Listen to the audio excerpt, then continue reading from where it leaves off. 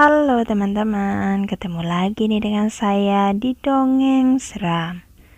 Mari kita lanjutkan cerita yang kemarin ya. Dan sebelum dengarkan, tolong like, comment, subscribe, dan share.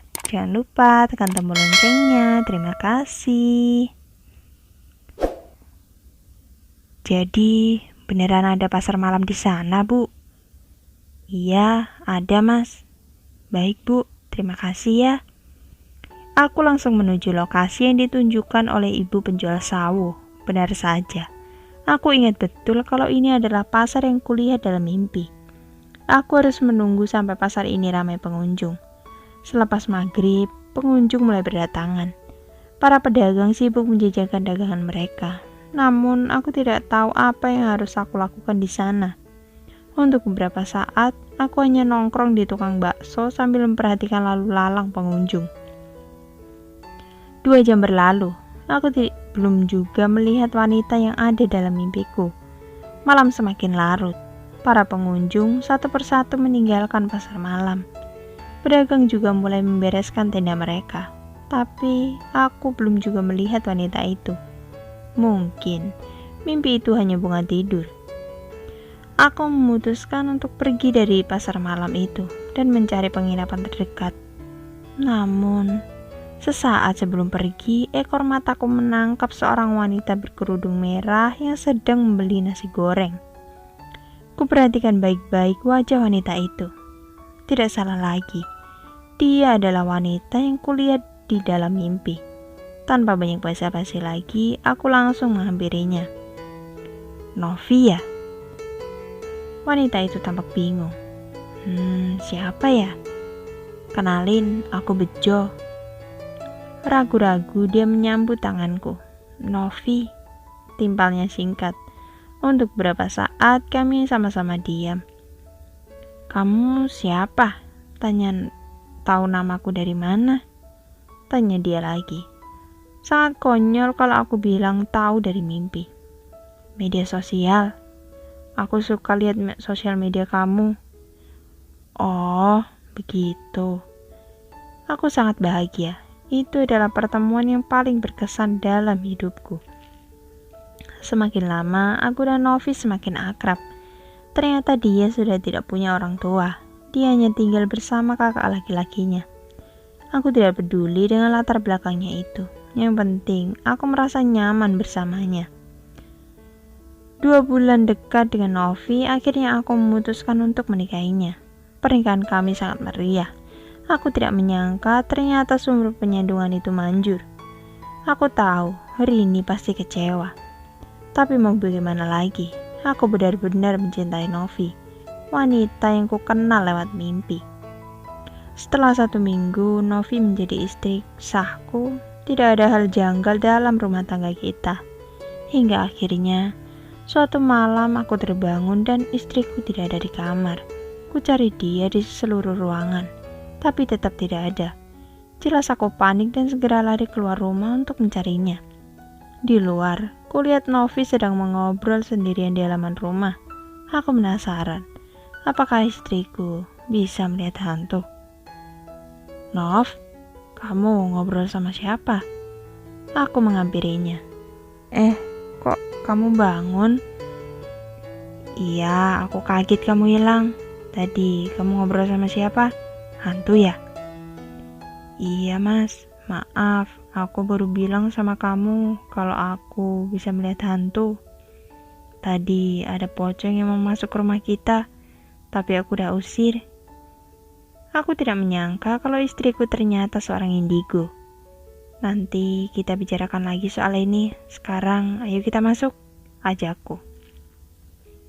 Selain kejanggalan itu, aku juga mulai mempertanyakan ketaatannya dengan ajaran agama. Soalnya, selama tinggal serumah dengan Novi, aku tidak pernah sekalipun melihatnya sholat, apalagi mengaji. Pernah suatu malam, saat aku sedang membaca Al-Quran, Novi menghampiriku dengan wajahnya yang panik. Mas, aku lagi sakit gigi, baca Al-Qurannya nanti saja ya, ujar Novi. Dia menyuruhku untuk berhenti membaca Al-Quran. Aku bingung. Katanya dia sakit gigi, tapi dia tidak mau diajak ke dokter. Tampaknya Memang ada sesuatu yang belum ku ketahui tentang Novi. Tingkahnya semakin lama semakin aneh. Aku harus tanyakan ini ke orang pintar. Ternyata aku menikahi di Demit. Aku bekerja sebagai freelancer di bidang desain grafis. Pekerjaan ini membuatku lebih banyak waktu untuk mengawasi tingkah Novi di rumah. Pagi ini, Novi sedang masak di dapur, sedangkan aku sibuk mengerjakan pesanan klienku. Tak lama berselang, istriku seperti mengobrol dengan seorang di dapur. Sesekali ku dengar ia tertawa. Istriku seperti sedang mengobrol dengan teman akrabnya. Novi, kamu kenapa sih? Aku gak suka dengar kamu ngobrol sendirian kayak gitu. Maaf mas, kamu ngobrol sama siapa? Hantu. Dia temanku. Aku menggelengkan kepala. Aku gak mau punya istri yang berteman dengan hantu. Ya udah, aku minta maaf mas.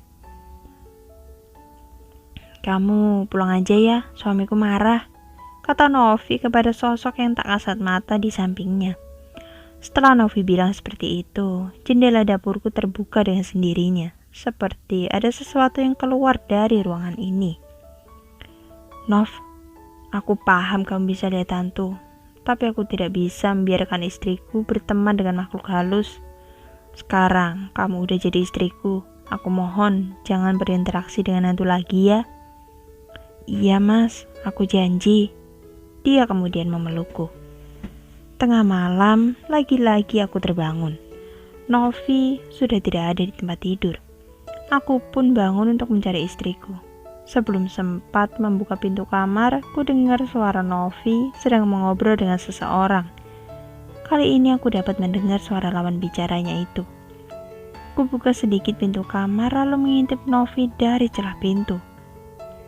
Yang kulihat kali ini benar-benar membuatku tercengang. Istriku berubah wujud. Wajahnya hitam legam. Kukunya panjang sampai menyentuh lantai. Aku dapat mengenalinya karena dia masih mengenakan baju tidur. Aku juga dapat melihat lawan bicaranya itu. Sesosok genderuwo bermata merah menyala. Kututup pelan-pelan pintu kamar agar tidak terdengar oleh Novi. Sekujur tubuhku bergetar ketakutan. Aku baru sadar kalau selama yang kunikahi adalah Demit. Pantas saja, sampai saat ini Novi tidak mau mengajakku berkunjung ke rumahnya. Bisa jadi, Novi dan kakaknya itu adalah Demit yang tinggal di pepohonan atau di tempat-tempat keramat lainnya. Gagang pintu kamarku bergerak. Buru-buru aku naik ke atas ranjang lalu berpura-pura tidur. Posisi tidurku membelakangi pintu. Novi naik ke atas kasur lalu tangan kanannya memelukku dari belakang. Istriku masih dalam wujud yang mengerikan. Badannya bau busuk, hitam buatku mual. Aku juga dapat merasakan kukunya yang panjang menyentuh tubuhku. Tak ada yang bisa kulakukan. Kalau aku berontak, Demit ini pasti akan menyerangku. Lebih baik aku membiarkannya tidur bersama aku malam ini. Keesokan paginya, aku pergi dari rumah. Aku bilang ke Novi kalau sedang ada urusan dengan klien. Jelas aku membohonginya. Padahal aku pergi ke orang pintar untuk berkonsultasi soal ini. Bram yang memberitahuku soal dukun itu. Dulu, gua pernah kesana pas adik gua ketempelan setan. Sekarang dia sudah sembuh. Lu jangan dulu berpikir negatif sama Novi. Kali aja, dia emang ketempelan makhluk halus. Begitu kata Bram dari seberang telepon. Iya Bram, semoga aja istri gua bukan setan. Setibanya di rumah dukun, aku disambut dengan ramah. Dukun itu bernama Ki Handoko. Penampilan Ki Handoko sekali tidak mencerminkan seorang dukun. Dia mengenakan celana pendek dan kaos oblong warna putih. Tampaknya Ki Handoko tinggal sendirian di rumah ini. Ia menyuguhkan air putih dan pisang goreng yang terlihat sudah lembek dan tidak menarik. Istrimu itu adalah Demit sumur penyandungan. Dia Demit perempuan yang umurnya sudah mencapai 3000 tahun, tapi tidak kunjung menikah. Tidak ada satupun jin yang mau menikahinya. Kalau istilah manusia, dia itu perawan tua. Tampaknya ada yang sengaja menjodohkanmu dengan dedemit itu. Jelas Ki Handoko. Sialan. Jangan-jangan ini perbuatan Abah Maman. Ya, bisa jadi ulah manusia. Terus, apa yang harus saya lakukan, Ki? Ceraikan istrimu. Suruh dia kembali ke alamnya. Tapi aku sudah menyetubuhinya dan kalau dia hamil bagaimana? Anakmu akan menjadi setengah manusia dan setengah jin. Jujur saja, setelah mendengar perkataan Ki Handoko, aku langsung berharap si Novi ini tidak hamil. Aku tidak bisa membayangkan bagaimana jadinya jika punya anak yang bisa hidup di dua alam. Nanti, setelah kau ceraikan istrimu, taburkan garam ini di sekeliling rumahmu biar dia tidak berani datang kembali ke rumah. Ki Handoko menyodorkan sebuah plastik hitam yang berisi garam. Baik, Ki. Setelah menerima garam itu, aku langsung pamit pulang. Aku tidak sabar ingin segera menceraikan Novi. Tidak dapat dipungkiri, aku memang masih mencintainya sebagai sosok Novi yang manis. Tapi, aku tidak bisa berumah tangga dengan dedemit seperti Novi. Istriku melahirkan 301 bayi. Setibanya di rumah, kudapati Novi sedang menangis di kamar. Mungkin saja dia sudah tahu kalau aku akan menceraikannya. Dia duduk memeluk dengkulnya sambil tertunduk. Perlahan aku mendekatinya. Mau bagaimanapun, Novi adalah demit yang harus tetap kuwaspadai. Nov, kamu jahat, Mas, kata Novi sambil menangis. Maafin aku, Nov. Novi menoleh kepada aku. Tampaklah wajahnya yang hitam legam. Dia juga bertaring. Bahkan air liurnya menetes dari mulutnya. Jangan dekat. Aku mundur beberapa langkah. Novi terus menangis sambil melangkah mendekatiku. Dengan cekatan, kurogoh plastik berisi garam. Nov, mulai hari ini aku menceraikanmu. Tak lama setelah mendengar perkataanku, tubuh Novi seketika membesar. Bulu-bulu tebal dan hitam tumbuh dengan cepat di sekujur tubuhnya. Kini tingginya 2 kali lipat dariku. Matanya merah menyala. Segera aku lemparkan garam pemberian Ki Handoko ke sosok demit itu. Seketika, Novi berteriak kesakitan lalu menghilang begitu saja. Walau wujudnya sudah tak terlihat, aku masih mendengar suara Novi yang meminta tolong. Kutaburkan butiran garam di sekeliling rumah agar demit itu tidak kembali lagi. Setelah menceraikan Novi, hatiku lega. Garam itu benar-benar manjur. Novi tidak berani datang lagi ke rumah ini. Tapi di hari kedua setelah perceraian, aku kembali mendapat masalah. Tengah malam ketika sedang asyik menonton televisi, ada seseorang mengetuk pintu rumahku. Siapa sih malam-malam gini yang bertamu? Gerutuku seorang diri. Jelas saja aku kesal. Aku terkejut saat mendapati seorang bayi di depan pintu rumahku. Bayi itu diletakkan di dalam kardus. Tangannya bergerak-gerak menandakan kalau dia masih hidup. Aku bingung, ini bayi siapa dan dari mana datangnya? Mas, bayi-bayi kita sudah lahir, teriak Novi dari kejauhan. Dia berdiri di luar gerbang rumah. Bayi-bayi, aku menggerutkan dahi.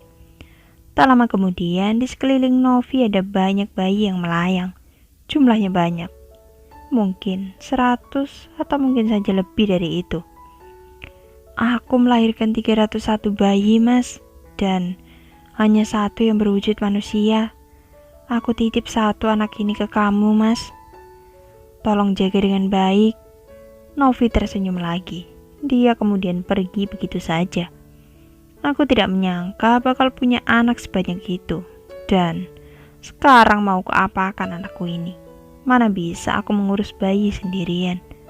Oh ya, aku tidak perlu mengurusnya. Nanti biar babysitter yang mengurus bayi ini. Ku bawa bayi dalam kardus itu masuk ke dalam rumah lalu ku letakkan di atas tempat tidur. Bayi itu bertelanjang badan. tapi dalam keadaan bersih. Ternyata dia perempuan.